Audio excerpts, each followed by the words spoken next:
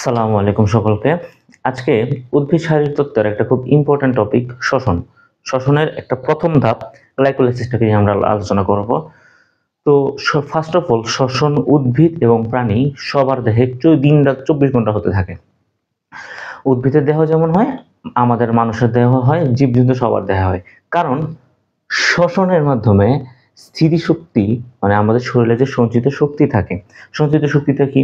যেমন কার্বোহাইড্রেট আমরা খাই মানুষের ক্ষেত্রে কার্বোহাইড্রেট খাই, প্রোটিন খাই, ফ্যাট খাই। আবার উদ্ভিদের ক্ষেত্রে সালোক সংশ্লেষণের মাধ্যমে কি তৈরি হয়?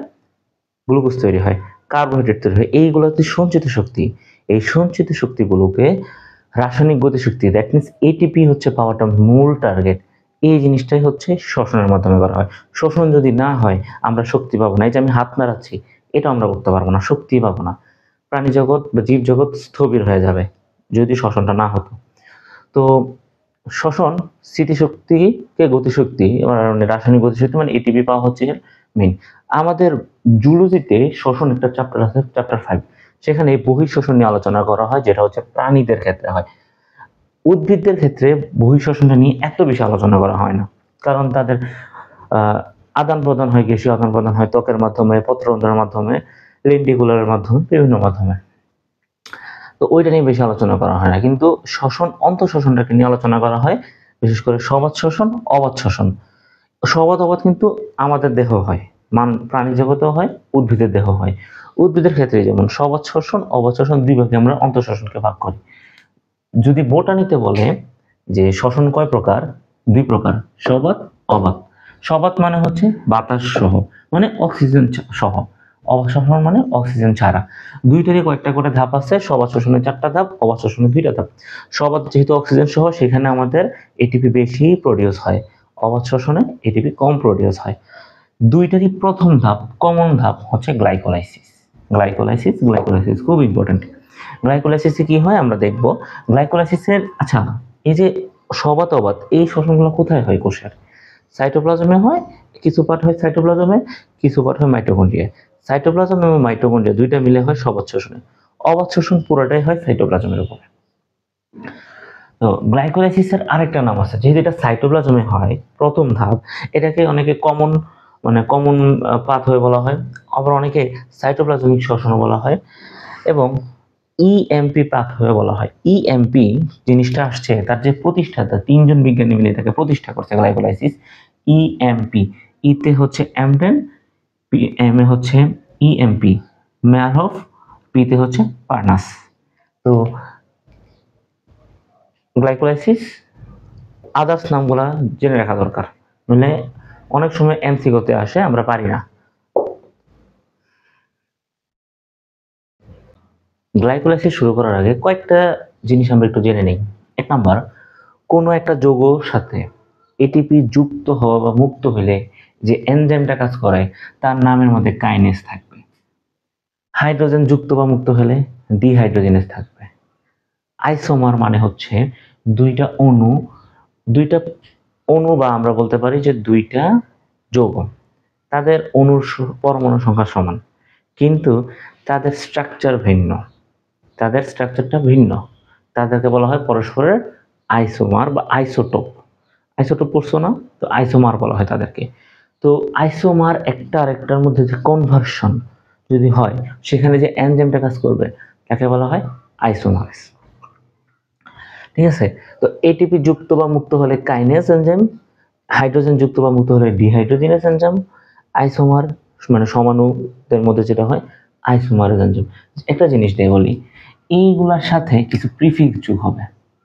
সাফিক্স প্রিফিক্স পড়ছো না? কিছু প্রিফিক্স যোগ হয়ে এনজাইমটার ফুল নেম ঠিক করে। ঠিক আছে? যেমন মনে করো গ্লুকোজ থেকে গ্লুকোজ 6 ফসফেট হবে। কি হয়? গ্লুকোজের সাথে একটা ফসফেট যোগ হবে, ফসফেট যোগ হয়ে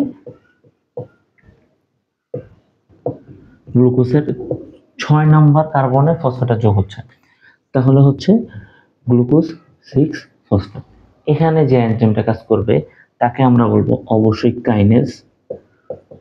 গ্লুকোজের উপরে কাজ করতেছে, তাই গ্লুকোকাইনেজ। এনজাইম মনে রাখা খুব ইজি, একটু টেকনিক, একটু জিনিসগুলো বোঝা লাগবে। এখন আমরা গ্লাইকোলাইসিস দেখব। তো ফার্স্টে বলছি গ্লাইকোলাইসিস হয় সাইটোপ্লাজমে। গ্লাইকোলাইসিসে গ্লুকোজ থেকে কি কনভার্ট হয় আমরা বলি নাই। গ্লুকোজ থেকে যদি সবাত শোষণ হয় পাইরুভিক অ্যাসিড তৈরি হবে, যদি অবাত শোষণ হয় ল্যাকটিক অ্যাসিড তৈরি হবে। মানে যদি সবাত শোষণ হয়, সবাত শোষণের গ্লাইকোলাইসিসে কি হবে, গ্লুকোজ থেকে পাইরুভিক অ্যাসিড। অবাত শোষণের গ্লাইকোলাইসিসে কি হবে, গ্লুকোজ থেকে ল্যাকটিক অ্যাসিড। হ্যাঁ, এই যেখানে আমি গ্লুকোজ থেকে পাইরুভিক অ্যাসিড। ওকে, তো গ্লুকোজ থেকে পাইরুভিক অ্যাসিড আসার মধ্যে প্রায় 9টা ধাপ আছে, 9টা রিঅ্যাকশন হয়। ওই রিঅ্যাকশনগুলো এখন আমরা দেখব। এই পরীক্ষায় যদি গ্লাইকোলাইসিস আসে এই পুরোটা দিতে হবে, মনে রাখা খুব ইজি, কয়েকবার দেখলেই পারা যাবে। ফার্স্ট অফ অল গ্লুকোজকে পাইছি আমরা। গ্লুকোজ দেখো একটা এটিপি ভাঙবে, এটিপি ভেঙে এডিপি হবে, তাহলে একটা যে ফসফেট গ্রুপ সেটা গ্লুকোজের 6 নাম্বার কার্বনের সাথে যুক্ত হচ্ছে। কয় নাম্বার? 6 নাম্বার। এই জন্য এর নাম হচ্ছে গ্লুকোজ 6 ফসফেট। ঠিক আছে, মানে গ্লুকোজের 6 নাম্বার কার্বনে ফসফেট যুক্ত আছে। এই যে একটা এটিপি এডিপিতে কনভার্ট হয়েছে, একটা ফসফেট আসছে ম্যাগনেসিয়াম আয়ন এখানে প্রভাব হিসেবে আসছে। তারপর গ্লুকোজ 6 ফসফেট থেকে ফ্রুক্টোজ 6 ফসফেটে কনভার্ট হবে। গ্লুকোজ আর ফ্রুক্টোজ হচ্ছে আইসোমার, তো একটা আরেকটা থেকে কনভার্ট হইতেই পারে। ফ্রুক্টোজ 6 ফসফেট থেকে ফ্রুক্টোজ 1,6 বিস ফসফেট কিভাবে, এই আরেকটা ফসফেট আসতেছে, এটিপি থেকে এডিপিতে কনভার্ট হচ্ছে, ফসফেট গ্রুপ এখানে যুক্ত হচ্ছে। কয় নাম্বার? 1 নাম্বার। আগেরটা ছিল 6 নাম্বার কার্বনে, এবার 1 নাম্বার কার্বনে যুক্ত হয়েছে ফসফেট গ্রুপ। ফ্রুক্টোজ 1,6 বিস ফসফেট একটা এনজাইমের প্রভাবে, অ্যালডোলেজ এনজাইম, এনজাইমটা আমরা একটু পরে দেখাবো, দুইটা জিনিস তৈরি করে। এক অণু 3 ফসফোগ্লিসারলডিহাইড, এক অণু ডাইহাইড্রোক্সি অ্যাসিটোন ফসফেট। কি কি? এক অণু 3 ফসফোগ্লিসারলডিহাইড, এক অণু ডাইহাইড্রোক্সি অ্যাসিটোন ফসফেট। 3 ফসফোগ্লিসারলডিহাইড এখান থেকে যখন কি তৈরি হবে দেখো, এটা একটা অ্যালডিহাইড, অ্যালডিহাইড থেকে অ্যাসিড তৈরি হচ্ছে, ঠিক আছে, মানে হাইড্রোজেন কি হচ্ছে, জারণ বিজারণের কাজ করতেছে। তো এখানে কি হইতেছে দেখো, হাইড্রোজেনটা বের হয়ে এখানে আসতেছে, NADH+H+ তৈরি করতেছে।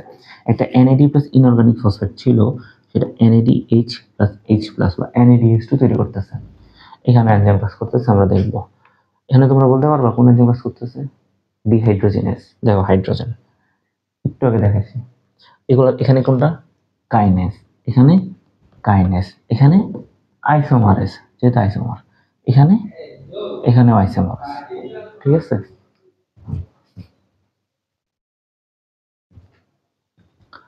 আচ্ছা ঠিক আছে, এতটুকু তোমরা বুঝছো আমার আশা করি। তো 1,3 বিস ফসফোগ্লিসারিক অ্যাসিড থেকে এবার 3 ফসফোগ্লিসারিক অ্যাসিড হবে। এক নম্বর কার্বনের ফসফেট গ্রুপটা বাদ হয়ে যাবে, বের হয়ে কি করতেছে? এটিপি তৈরি করতেছে। এডিপি এর সাথে ওই একটা ইনঅর্গানিক ফসফেট যোগ হয়ে এটিপি তৈরি করছে। এবার 3 ফসফোগ্লিসারিক অ্যাসিড 3 নাম্বার কার্বনে কি আছে, ফসফেট আছে, সেটা আবার 2 নাম্বার কার্বনে চলে আসছে, 2 ফসফোগ্লিসারিক অ্যাসিড। একটা কি মিউটেশন হয়েছে না? এটা এই জন্য এখানে মিউটেজ এনজাইম কাজ করবে। 2 ফসফোগ্লিসারিক অ্যাসিড থেকে ফসফেনল পাইরুভিক অ্যাসিড, থেকে পাইরুভিক অ্যাসিড যখন যাবে ফসফেট গ্রুপটা বাইর হয়ে যাবে। ফসফেট গ্রুপটা আমাদের দরকার নাই, তো এই ফসফেটটা এডিপির সাথে এটিপি তৈরি করতেছে। At the same time dihydroxy acetone যেটা আছে সেটা আমাদের 3 ফসফোগ্লিসারালডিহাইডে পরিণত হতে পারে, এবং হয়ে এটা আবার সেই ধাপগুলো, এই যে ধাপগুলো আছে সেগুলো করে লাস্টে পাইরুভিক অ্যাসিড তৈরি করবে।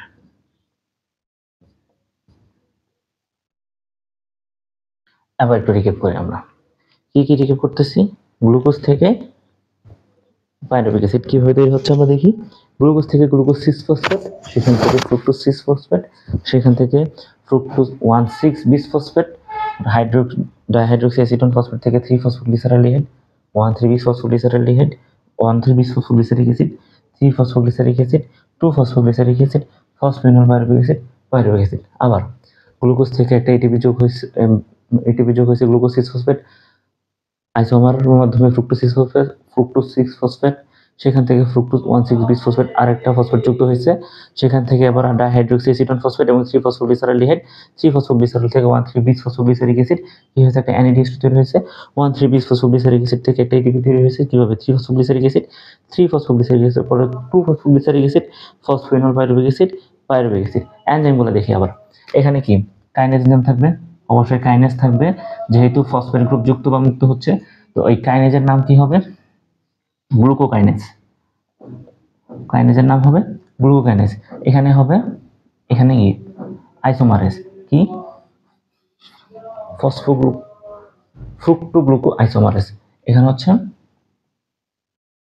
ফ্রুক্টোগ্লুকো আইসোমারেজ। এখানে আবার একটা কাইনেজ, কাইনেজের নাম কি হবে, কাইনেজের নাম হবে ফসফোফ্রুক্টোকাইনেজ।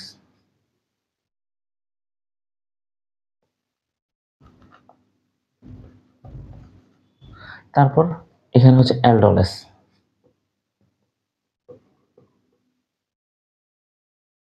এখানে কি হবে আইসোমারেজ, এখানে কি হবে ডিহাইড্রোজেনেজ বলছি মাত্রই। তো ডিহাইড্রোজেনেজের সাথে এখানে কি নাম হবে তাহলে, ফসফোগ্লিসারিক ডিহাইড্রোজেনেজ। নামটা কি হবে, phosphoglyceraldehyde dehydrogenase, phosphoglyceraldehyde dehydrogenase, phosphoglyceraldehyde, phosphoglyceraldehyde dehydrogenase. এখানে দেখো এটিপি তৈরি হয়েছে, তাহলে অবশ্যই কাইনেজ এনজাইম, অবশ্যই কাইনেজ এনজাইম। তাহলে নামটা কি হবে, 1,3 বিসফসফোগ্লিসারিক অ্যাসিড থেকে 3-ফসফোগ্লিসারিক অ্যাসিড, তাহলে এখানে নামটা কি হবে, phosphoglyceric kinase, phosphoglyceric kinase, phosphoglyceric acid kinase, তাই না, এই যে নামটা, তাহলে কি হতেছে phosphoglyceric acid, phosphoglyceric acid kinase, mutase, phosphoglyceric mutase, enolase, এখানে হচ্ছে পাইরুভিক অ্যাসিড কাইনেজ, এখানে হচ্ছে পাইরুভিক অ্যাসিড কাইনেজ, যেটা এটিপি আছে।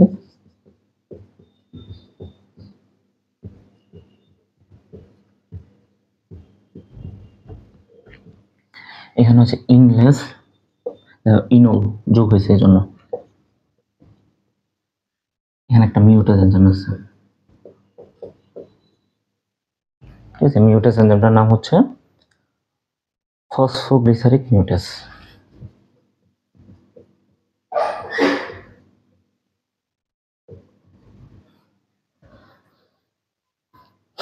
এর মাধ্যমে গ্লাইকোলাইসিসটা শেষ হলো। আশা করি তোমরা খুব সুন্দর করে গ্লাইকোলাইসিস টপিকটাকে বুঝতে পেরেছো। ধন্যবাদ।